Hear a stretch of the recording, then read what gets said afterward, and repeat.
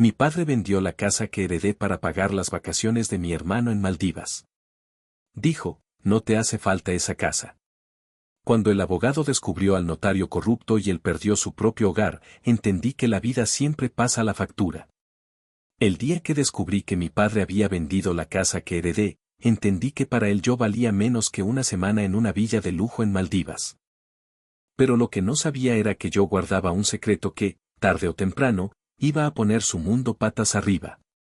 Yo era el nieto mayor de mi abuela Teresa, el único al que le dejó su casa, una vivienda modesta con azulejos azules y un limonero que olía a infancia. Para mí era un refugio, no un activo. Para mi padre, Ernesto, era un desperdicio en manos de alguien sin ambición. Cuando vi las fotos de mi hermano Marcos, el eterno favorito, metido en una piscina transparente con vistas al océano, mientras yo me quedaba sin un techo que era mío por derecho, sentí una mezcla de rabia y vértigo. Mi padre ni siquiera se molestó en avisarme. Solo me lanzó una frase que me dejó helado, no te hace falta esa casa. Tú no sabes aprovecharla. Y ahí, con ese tono de desprecio tan suyo, supe que me había humillado a propósito. Lo que él no imaginaba era que yo ya sospechaba algo desde hacía semanas. Una llamada del ayuntamiento sobre un trámite pendiente encendió la alarma y empecé a revisar documentos. Cuando supe que la escritura había sido movida sin mi autorización, sentí una punzada de traición tan profunda que tuve que sentarme en el suelo del baño para no caerme. Mi firma estaba allí, pero no era mi firma. Esa noche, antes de llamar a mi amiga Lucía, abogada desde la universidad, me quedé mirando una foto vieja de mi abuela, apoyada en la repisa. Tenía esa sonrisa tranquila que usaba cuando quería que yo entendiera algo sin decirlo. Recordé perfectamente su voz, cuida lo tuyo, hijo. No todos sabrán valorar lo que tú valoras. Y por primera vez sentí que su consejo era una advertencia. Mientras mi padre brindaba en fotos del viaje de mi hermano, caipiriñas, atardeceres rosados, hashtags absurdos, yo revisaba carpetas, imprimía documentos y devolvía llamadas de bancos que no entendían qué estaba pasando. Cada nuevo papel era una prueba del engaño. Cada notificación, una confirmación de que me habían borrado de mi propia historia familiar como si fuera un estorbo. No podía imaginar entonces que aquel fraude, aquel acto tan descarado de humillación, iba a girarse contra él con una fuerza que ninguno de nosotros esperaba. Porque cuando involucras a un notario corrupto y lo mezclas con una herencia, las grietas no tardan en abrirse y a veces se llevan por delante más de lo que uno está dispuesto a perder. Y ahí empezó todo, en esa mezcla de rabia fría y silencio incómodo, donde descubrí que no solo me habían robado una casa. Me habían robado el último regalo que me quedaba de la única persona que realmente me quiso. Y yo estaba decidido a recuperarlo, aunque eso significara arrancar la verdad de donde más doliera. Desde que tengo memoria, mi familia ha funcionado como un tablero inclinado hacia mi hermano Marcos. Yo, Daniel, 32 años, profesor de instituto y bastante simple en mis rutinas, siempre era el que pasaba desapercibido. Me levantaba temprano, preparaba café en la vieja cafetera italiana de mi abuela, revisaba exámenes mientras el pan se tostaba y luego iba en bicicleta al centro. Mi vida era tranquila, predecible, casi invisible para mis padres. Y aunque nunca me quejé, esa invisibilidad fue acumulando un peso que no supe medir hasta que lo perdí todo de golpe. Mi padre, Ernesto, llevaba años repitiéndome que yo me conformaba con poco, mientras presumía de Marcos en cada reunión familiar. Mi hermano, que trabajaba en marketing y vivía con un brillo permanente en redes sociales, había aprendido a pedir sin pedir, un coche nuevo, un viaje, un préstamo, cualquier cosa. Y mis padres le daban todo con esa rapidez que nunca tuvieron para mí. A mí me tocaba escuchar comentarios tipo, Marcos necesita apoyo, tú no, tú eres fuerte, tú sabes arreglártela solo. Pero en realidad, solo significaba que yo no importaba lo suficiente como para generar preocupación. Mi madre trataba de suavizar la situación, pero siempre acababa cediendo a la energía dominante de mi padre. Los domingos en su casa eran una coreografía conocida, mi padre hablando de los logros de Marcos, mi madre sirviendo lasaña, yo escuchando en silencio. Y cuando intentaba contar algo de mi vida, un alumno que había sacado buena nota, un proyecto nuevo en el instituto, mi padre cambiaba de tema con brusquedad, como si mi existencia solo fuera un pie de página. Durante meses, noté pequeños detalles que hoy me parecen señales claras. Una carta del catastro dirigida a mí pero enviada a la casa de mis padres. Una llamada perdida de una gestoría que decía representar una operación reciente.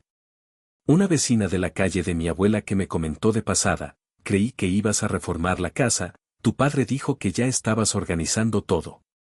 Yo no había dicho ni hecho nada. Pensé que se había confundido. Qué ingenuo fui. La casa de mi abuela Teresa estaba cerrada desde que ella murió. Yo la visitaba cada 2 semanas para regar el limonero y airear las habitaciones. Era mi refugio emocional, incluso mientras seguía pagando mis propias facturas y viviendo en un piso pequeño alquilado. Nunca pensé que alguien consideraría esa casa como algo disponible. Mucho menos que mi propio padre manipularía papeles para convertirla en suya. Pero el favoritismo no era solo emocional, también era económico. Desde que Marcos cumplió 25 años, mis padres le habían pagado cursos carísimos, viajes, incluso parte de su alquiler para que no se estrese. A mí me decían que era importante que yo aprendiera a valerme por mí mismo, que ser responsable es un honor. Cuando les conté que quizás quería dejar de alquilar y mudarme a la casa de mi abuela, la conversación fue un muro. Mi padre apenas levantó la vista de su móvil y dijo: luego vemos, no hay prisa. Y entonces aparecieron los primeros indicios del verdadero problema: cambios de titularidad que yo nunca autoricé, documentos con mi nombre que no recordaba haber firmado, movimientos que parecían escritos con prisa. Todo eso mientras Marcos planeaba, con dinero que yo aún no sabía que era mío, sus vacaciones soñadas en Maldivas, un viaje de más de 8.000 euros donde mi padre lo describía como una inversión en su salud mental. Yo tenía mi propia rutina sencilla, mis alumnos, mi bicicleta y mi café de las mañanas. Ellos tenían reuniones familiares donde se decidía mi destino sin preguntarme nada. Lo que empezó como favoritismo se convirtió en control. Y lo que era control terminó siendo una traición que me arrancó no solo una propiedad, sino la última conexión que tenía con mi abuela Teresa. El problema ya no era solo que mi padre le diera todo a Marcos. El problema era que, por primera vez, había cruzado una línea legal y moral para hacerlo. Y en ese momento entendí que estaba en juego algo mucho más grande que una casa, mi lugar en mi propia familia, mi dignidad y la historia que me negaba a repetir. Justo entonces, la tensión empezó a escalar de una forma que ninguno de nosotros podría ignorar, y el aire en cada reunión familiar se volvió denso, como si todos supiéramos que algo estaba a punto de estallar. El día del punto de quiebre empezó con una llamada que me dejó sin respiración. Era Lucía, mi amiga y abogada. Su voz sonaba distinta, apretada, como si estuviera sujetando una bomba. Dani, ven al despacho. Ya. No pregunté nada. Fui. Crucé la ciudad con el corazón golpeándome la garganta, intentando no imaginar lo peor y sabiendo, al mismo tiempo, que lo peor ya estaba ocurriendo. Cuando llegué, Lucía tenía sobre la mesa un fajo de documentos y una expresión que nunca le había visto. Me señaló la silla sin una palabra. Me senté. Me pasó el primer folio. Era una copia de la escritura de la casa de mi abuela. Mi nombre estaba ahí, pero la firma era una imitación grotesca, una caricatura de mi letra. Dani, dijo al fin, pasándose la mano por el pelo. Esto no es un error. Es fraude. Y grave. Muy grave. ¿Quién la firmó? Pregunté, aunque ya sabía la respuesta. El notario dice que estuviste presente. Hay 2 testigos. ¿2 qué? Sentí el estómago girar. ¿Quiénes? Lucía respiró hondo.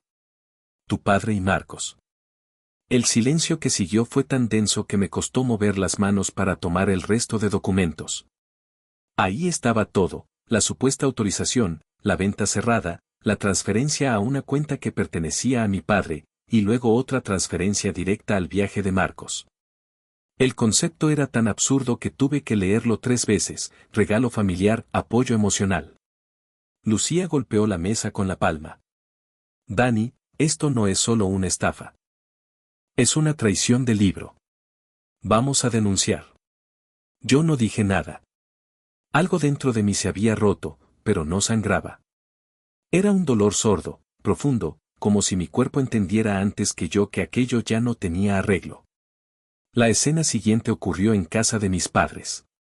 Llegué sin avisar. Abrí la puerta con mi copia de las llaves y encontré a mi padre en el salón, sentado viendo un partido repetido, tranquilo, como si no hubiera destrozado nada. Ni una pizca de culpa. Tenemos que hablar, dije. Mi voz sonaba extrañamente firme. Él no bajó el volumen del televisor. Si es por la casa, ya está hecho, respondió con desgana. No dramatices. No dramatices. Esa frase me atravesó como un cuchillo. Me falsificaste la firma. Te hice un favor, replicó, como si hablara de prestarme 20 euros. Esa casa te iba a quedar grande. Además, miró su móvil y sonrió al ver una foto de Marcos flotando en una piscina infinita. Tu hermano necesitaba ese viaje. Lleva meses estresado. Tragué saliva.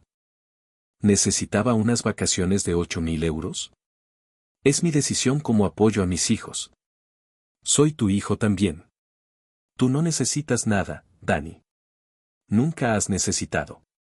Tú, sobrevives. Su voz sonaba llena de esa condescendencia que había escuchado toda mi vida. Pero ahora, por primera vez, me repugnó. He hablado con Lucía. Vamos a denunciar, solté. Mi padre se levantó de golpe. ¿Me vas a hacer esto? ¿A mí? ¿A tu familia? ¿Por 4 paredes viejas? Eran de mi abuela, dije apretando los dientes. Eran mías. En ese momento apareció mi madre desde la cocina con un paño en las manos, pálida como si hubiera estado escuchándolo todo. Dani, por favor, no hagas esto. Tu padre no sabía, si sabía, la interrumpí. Organizó todo. Ella se llevó una mano al pecho, temblando. Se va a destruir esta familia, susurró. Papá la destruyó, respondí, el día que decidió borrarme. Escuché pasos en la escalera. Marcos apareció con gafas de sol, bronceado, oliendo a crema cara. Me miró como si yo fuera un inconveniente, no un hermano. ¿Qué pasa ahora? Preguntó, fastidiado. Pasa, dije mostrando los documentos, que te fuiste a Maldivas con mi casa. Marcos se rió. Se rió. No exageres, tío. Papá lo arregló. Tú ni la usabas. Lucía tenía razón, esto no era un conflicto familiar. Era un atropello. Un abuso normalizado durante años. Una jerarquía en la que yo siempre estaba en el último escalón. Voy a juicio con esto, dije despacio, sin levantar la voz. Y ustedes dos, miré a mi padre y a Marcos, van a tener que explicarle al juez cómo falsificaron mi firma. Mi padre golpeó la mesa. Si haces esto, Dani, te quedas sin familia. Respiré hondo. Y por primera vez en mi vida, no me tembló la voz. Hace tiempo que ya no la tengo. Me fui sin mirar atrás, mientras escuchaba a mi madre llorar, a Marcos quejarse del drama y a mi padre llamar ingrato al hijo al que le había robado todo. Ese fue el punto de quiebre. El momento exacto en el que supe que ya no había vuelta atrás, que la próxima vez que nos viéramos sería frente a un juez, no a una mesa familiar. Y aún no sabía que lo peor, y lo mejor, estaba por venir. Los días después del enfrentamiento en casa de mis padres fueron una mezcla rara entre silencio y vértigo. Volvía del trabajo a mi piso pequeño, dejaba la mochila en el suelo y me quedaba un rato sentado en la cama, mirando las paredes vacías. No sabía si tenía que llorar, gritar o dormir, así que no hacía nada. Era como si mi vida hubiera explotado en pedazos y yo caminara entre los restos con cuidado para no cortarme más de lo necesario. Lucía me llamó cada tarde. Me explicaba los avances del proceso, los movimientos del notario, los plazos, las pruebas. Yo escuchaba en silencio con el móvil apoyado en el muslo, sin saber si estaba viviendo un duelo o un despertar. Dani, respira, me decía. Esto va para adelante, y tú tienes razón. Que alguien me dijera que yo tenía razón, era casi nuevo. Mientras tanto, mi familia se replegó en un silencio extraño, como si hubieran pactado no nombrarme. Mi madre me enviaba mensajes confusos: hijo, piensa bien las cosas, tu padre está muy tenso, ¿no hay otra forma? Nunca preguntaba si yo estaba bien. Nunca mencionaba la casa de la abuela. Todo giraba alrededor de evitar el desastre, pero el desastre ya había ocurrido. Una tarde, al volver del instituto, vi que Marcos me había bloqueado de nuevo en redes. Otra vez. Como si borrar mi existencia lo ayudara a limpiar su conciencia. Vi sus fotos recientes, las que todavía aparecían por capturas que otros me mandaban, y aparecía él brindando con una copa enorme sobre el mar viviendo mi mejor vida, decía el pie de foto. Su mejor vida hecha con pedazos de la mía. Cada imagen era una patada sorda en el estómago. El juicio empezó a tomar forma. Declaraciones, escritos, la confirmación de que el notario había recibido pagos en efectivo el mismo día de la supuesta firma. Un patrón sospechoso. Una firma falsificada con torpeza. Las pruebas crecían, como si la verdad estuviera cansada de esconderse. En paralelo, mi rutina empezó a cambiar sin que yo lo buscara. Pasaba más tiempo en la casa de mi abuela, aunque estuviera en medio del proceso. Pedía la llave a Lucía cada vez que necesitaba respirar. Me sentaba en el patio, bajo el limonero, con un termo de café. El olor del árbol me calmaba de una manera que nada más lo hacía. Era como si mi abuela, desde donde estuviera, me dijera: aguanta. Vale la pena.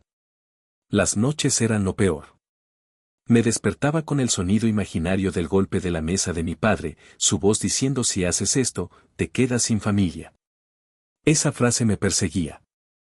Una parte de mí todavía quería creer que era posible recomponer algo, pero otra, más nueva, más firme, empezaba a sospechar que ese vínculo había muerto mucho antes del conflicto legal.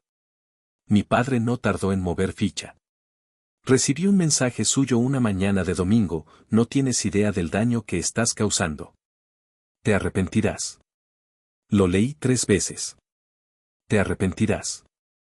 No había disculpa. No había duda. Era una amenaza disfrazada de decepción. Ese día dejé de contestarle para siempre. A medida que avanzaba el proceso, yo avanzaba también, aunque fuera a pasos torpes. Empecé a cocinar mejor, a ordenar mis cosas, a poner música por las tardes. Incluso volví a salir a correr, como hacía años no hacía. Era como si poco a poco mi vida recuperara un sitio donde yo también cabía, donde mi voz importaba. Pero el juicio tenía un peso emocional que no podía ignorar. Cada vez que Lucía me explicaba algo nuevo, yo sentía un nudo en el pecho. Una mezcla de miedo y alivio. Miedo por lo que podía romperse definitivamente, alivio porque, por primera vez, algo se estaba haciendo por mí, no en mi contra. Las semanas previas a la audiencia final fueron un torbellino: declaraciones contradictorias de mi padre, un intento absurdo de culpar al notario, el silencio de Marcos, la actitud fría de mi madre. Todo se tambaleaba alrededor de un mismo eje: el descubrimiento de que yo había dejado de ser la sombra obediente que ellos esperaban. Una tarde, mientras revisábamos papeles en el despacho, Lucía me miró de una forma que me desarmó. «Dani, ¿estás preparado para lo que viene?» «No lo sé», respondí. «Pero ya no puedo volver atrás». «No», dijo ella. «Y aunque duela, eso es bueno». Salí del despacho con esa frase dándome vueltas por la cabeza. Caminé hasta la casa de mi abuela y me quedé en el patio, escuchando el ruido de las hojas del limonero. Por primera vez en mucho tiempo, sentí que la vida podía seguir un rumbo que no dependiera de mi padre. El juicio ya no era solo por recuperar la casa. Era por recuperar mi nombre, mi espacio, mi historia. Y aunque todavía quedaba lo peor, el cara a cara final, la sentencia, la caída inevitable, algo dentro de mí empezaba a fortalecerse. Porque cuando tocas fondo en una familia rota, a veces descubres que el fondo también es suelo. Y sobre ese suelo, empecé a poner mis 2 pies. Con miedo, sí. Pero también con dignidad. El día de la audiencia final amaneció con un cielo raro, de ese gris claro que no sabe si anuncia lluvia o sol. Yo ya llevaba varias noches durmiendo mal. Despertaba pensando en la frase de mi padre, si haces esto te quedas sin familia, y luego veía la cara de mi abuela Teresa enmarcada sobre la repisa de la casa. Entre una cosa y otra, sentía que ese día no solo se juzgaba una estafa, sino toda mi vida en esa familia. Llegué al juzgado con Lucía. Ella caminaba rápido, revisando en el móvil el esquema de preguntas, las pruebas, los tiempos. Yo solo me fijaba en detalles tontos, el eco de nuestros pasos en el pasillo, el olor a café viejo de la máquina del fondo, una silla coja en la sala de espera. Cosas que mi cabeza agarraba para no pensar en lo realmente importante. Cuando abrieron la sala, vi a mi padre sentado en la primera fila, traje oscuro, corbata mal anudada. Parecía más pequeño, encogido en su propio orgullo. Marcos estaba detrás, bronceado todavía, con el gesto serio de quien cree que lo están molestando con un trámite. Mi madre sostenía un pañuelo arrugado, mirando a todos menos a mí. Me senté al otro lado con Lucía. El juez empezó a leer, a repasar cada documento, la escritura original de la casa de mi abuela, el testamento donde me la dejaba a mí, la falsa autorización de venta, la pericia caligráfica que demostraba que mi firma había sido imitada, los movimientos bancarios, el pago en efectivo al notario, la transferencia al viaje a Maldivas. Todo lo que yo había vivido como puñaladas emocionales aparecía ahora ordenado en carpetas, numerado, frío. El abogado de mi padre intentó darle la vuelta a la historia. Habló de confusión, de decisiones familiares tomadas con prisa, incluso trató de pintar la venta como un acto de optimización patrimonial a favor de los dos hijos. Yo lo escuchaba con una mezcla de asco y fascinación. Qué fácil era cambiar el relato cuando uno tenía miedo de las consecuencias. Cuando le tocó hablar a mi padre, carraspeó, evitó mirarme y dijo, yo solo quise evitar que la casa se deteriorara. Daniel no la usaba. Pensé que era lo mejor para la familia. El juez lo interrumpió, ¿y por qué el dinero de la venta fue a una cuenta únicamente a su nombre y desde ahí al pago de un viaje de lujo? Mi padre se quedó mudo. Fue un adelanto de lo que pensaba darle a mi hijo menor, balbuceó. Daniel no lo necesitaba. Siempre ha sido, más independiente. Más independiente. Ese era el disfraz bonito de no nos importa lo suficiente. Lucía pidió que yo declarara. Me puse de pie, sentí las piernas pesadas, pero la voz me salió sorprendentemente clara. Conté cómo me había enterado por casualidad, cómo había descubierto la falsificación, cómo mi padre me dijo a la cara que no me hacía falta esa casa mientras mi hermano disfrutaba en Maldivas. No lloré. No grité. Solo conté los hechos, añadiendo lo que nadie podía poner en un papel, que esa casa era mi último vínculo con mi abuela y con una versión de mí mismo que se sentía querido. Cuando terminé, vi a mi madre con los ojos brillantes, apretando el pañuelo contra la boca. Marcos miraba al suelo. Mi padre mantenía la vista fija en un punto del techo, como si el problema estuviera allá arriba y no sentado delante de él. Tras un receso corto, volvimos a entrar y el juez leyó la sentencia. Cada frase caía como un bloque, se declara la nulidad de la venta de la vivienda heredada. Se condena al señor Ernesto a indemnizar a su hijo Daniel con el valor actual de la propiedad, más daños y costas. Se remite testimonio al Colegio de Notarios para la investigación del profesional interviniente. Y luego vino la parte que yo intuía, pero que escuchada en voz alta tuvo otro peso, dado que el señor Ernesto no dispone de liquidez suficiente. Se autoriza la ejecución sobre su vivienda habitual y otros bienes privativos hasta cubrir la totalidad de la deuda. La casa de mi padre. Su orgullo, yo la levanté con mis manos, su trono. Ahora era moneda de pago por lo que me había hecho. Sentí una punzada rara, mitad justicia, mitad tristeza. No era una victoria limpia, había demasiado dolor alrededor. A la salida, el pasillo se llenó de murmullos. Marcos avanzó hacia mí como si fuera a decir algo, pero al ver a Lucía a mi lado se frenó.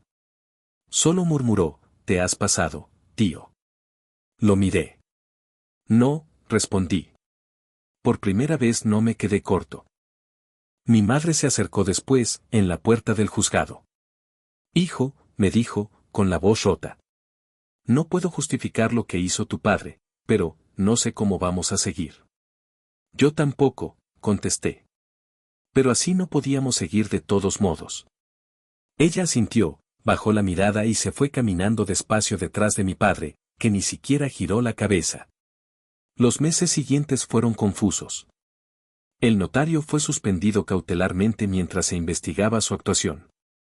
Mi padre puso su casa en venta entre discusiones con inmobiliarias y llamadas que yo ya no escuchaba. Marcos dejó de subir fotos de viajes y fiestas, de golpe su vida perfecta en redes se quedó en silencio. Tal vez se había dado cuenta, por fin, de que las fiestas se le habían pagado con la vida de otro. Yo me volqué en la casa de mi abuela. Con la indemnización y la escritura ya a mi nombre otra vez, empecé a arreglarla en serio. Pinté los azulejos azules, cambié las ventanas, reforcé el tejado. Cada reforma era también una reparación interna. Me levantaba temprano, preparaba café en la vieja cafetera italiana y salía al patio a revisar cómo iba el limonero, ahora más verde que nunca. Empecé a dar clases particulares allí, en la mesa del comedor, a chicos del barrio que no podían pagar academias. La casa volvía a estar llena de voces, de cuadernos, de risas nerviosas antes de un examen. Una tarde, mientras ordenaba papeles en el antiguo dormitorio de mi abuela, encontré un sobre metido dentro de un libro de recetas. Era una fotocopia de la escritura y una nota breve en su letra, para que nunca olvides que esta casa es tuya, aunque otros intenten decir lo contrario. Me reí entre lágrimas. Era como si hubiera previsto todo. Guardé ese papel en una carpeta aparte, casi como un talismán. Y entonces, cuando todo estaba más o menos estable, apareció la idea que me había rondado desde el principio, Maldivas. El lugar al que Marcos había ido con el dinero de mi herencia. Durante meses odié ese nombre, como si fuera una marca en mi piel.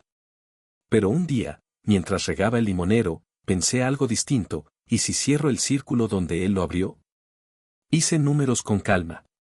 Tenía la casa pagada, algo de ahorros gracias a las clases y parte de la indemnización aún sin tocar. No necesitaba un viaje de lujo, ni una villa sobre el agua. Solo un billete, unos días, y la decisión de mirar ese lugar con mis propios ojos, no a través de las fotos de mi hermano. Compré el billete por internet un martes cualquiera. Cuando vi en la pantalla Madrid, Malé sentí un cosquilleo extraño, mezcla de miedo y liberación. Metí en la maleta poca ropa, un cuaderno y una foto pequeña de mi abuela Teresa apoyada en el limonero. No se lo conté a nadie, solo a Lucía. Ella sonrió. Me parece perfecto, dijo. No vas a huir. Vas a recuperar un escenario. El viaje fue largo. Tenía tiempo de sobra para pensar, pero, curiosamente, mi mente estaba en calma. No iba a buscar venganza. No iba a disfrutar lo que ellos disfrutaron. Iba a mirar de frente un lugar que se había usado como excusa para borrarme y a decidir qué significaba para mí. Cuando el avión empezó a descender, vi las islas desde arriba, manchas verdes rodeadas de un azul casi irreal, como esas fotos de catálogo que siempre me parecieron mentira. El calor me golpeó en la cara al salir, mezclado con olor a sal y crema solar. Cogí un barco pequeño hasta la isla donde, según las fotos que recordaba, se encontraba el resort al que habían ido mi padre y Marcos. No me alojé allí, elegí una pensión sencilla en la isla vecina, una habitación con ventilador y mosquitera. No necesitaba su lujo, solo su horizonte. El segundo día tomé una excursión barata que te llevaba frente al complejo de villas sobre el agua. Cuando lo vi, reconocí enseguida la pasarela de madera, las casitas con techo de paja, la misma curva del muelle donde Marcos se había hecho aquella foto con el cóctel naranja. Me quedé en el barco mirándolo, con el cuaderno en las manos. Durante unos segundos imaginé a mi hermano sacándose selfies, a mi padre orgulloso, escribiendo mensajes del tipo te lo mereces, hijo. Y luego me vi a mí, ese mismo día, sentado en la cocina de mi piso, con papeles legales desperdigados, intentando entender cómo era posible que me hubieran robado la casa. Dos realidades paralelas pagadas con el mismo dinero. El guía del barco me ofreció tomar fotos. ¿Quieres un recuerdo?, preguntó en inglés. Ya lo tengo, respondí. Y guardé el móvil en el bolsillo. Abrí el cuaderno y escribí una sola frase, grande, ocupando casi toda la página, este lugar no es el símbolo de lo que me quitaron, sino de lo que recuperé. En ese momento sentí algo aflojarse por dentro. Como si una cuerda, tensada durante años, finalmente se soltara. No necesitaba enseñarles a ellos que yo también podía estar allí. No iba a mandar fotos provocadoras, ni mensajes sarcásticos. No quería que este viaje tuviera nada que ver con ellos. Quería que fuera mío, igual que la casa de mi abuela. Los días siguientes los pasé caminando por la playa al amanecer, escribiendo en el cuaderno, leyendo bajo la sombra de una palmera. Hablé con gente que no sabía nada de mi historia y que me trató como a cualquier otro viajero. Un pescador local me contó cómo el mar enseña a esperar y a respetar los cambios de marea. Me reí pensando en cómo, de niño, mi abuela me hablaba del tiempo con la misma filosofía: todo llega, hijo. Hasta las facturas que uno cree que se perdieron. La última noche me senté en la arena, mirando las luces lejanas de las villas de lujo. Saqué la foto de mi abuela. Teresa, susurré, ya está. No pudieron con lo tuyo. Sentí una calma tan grande que casi me asustó.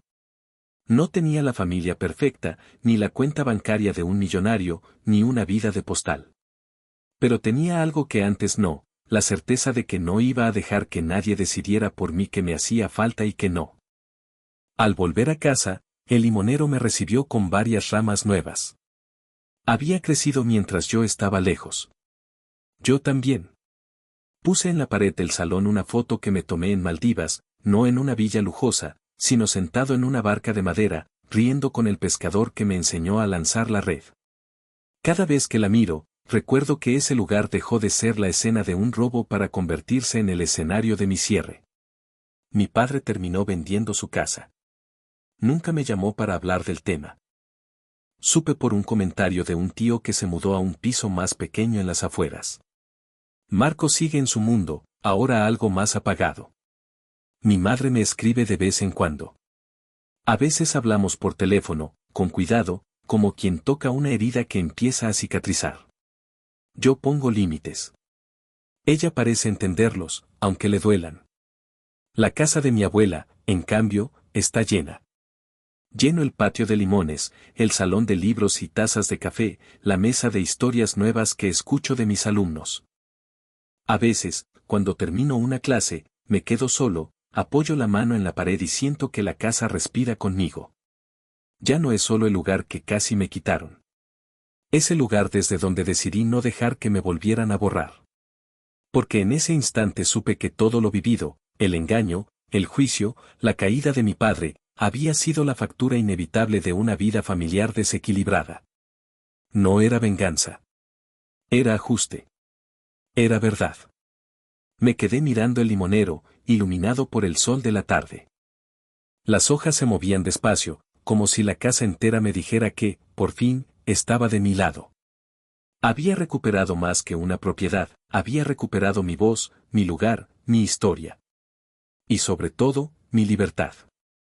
Porque la vida, tarde o temprano, siempre pasa la factura. Y esta vez, por fin, la pagó quien debía. Suscríbete al canal para recibir cada día nuevas historias de Reddit antes que nadie.